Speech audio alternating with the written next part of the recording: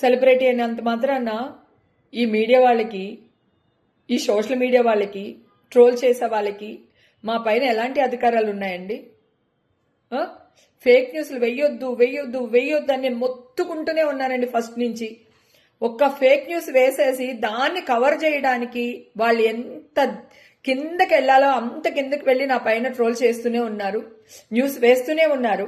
నేను ఆ రోజు కూడా చెప్పాను, ఫేక్ న్యూస్ వేయకండి, ఫేక్ న్యూస్ వేయకండి, నేను నిర్దోషిని, నేనే తప్పు చేయలేదు, సింహం 2 అడుగులు వెనక్కేస్తుందంటే పారిపోతున్నట్టు కాదు, డెఫినెట్ గా వస్తాను అని అన్నా. ఈ రోజు వచ్చాను, నిలబడ్డాను, భగవంతుడు నా అందునున్నాడు, నేను కేసు గెలిచాను. కానీ మా అమ్మగారు చనిపోయారు. ఇప్పుడు వీళ్ళందరూ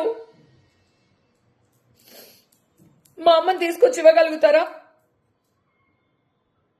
ఒకవేళ నేను చచ్చిపోయి ఉంటాను, ఇప్పుడు తీర్పు వచ్చి ఉండొచ్చు, అప్పుడు నన్ను వీళ్ళందరూ బతికిస్తారా? మనస్సాక్షి అంటూ ఒకటి ఉంటుందండి.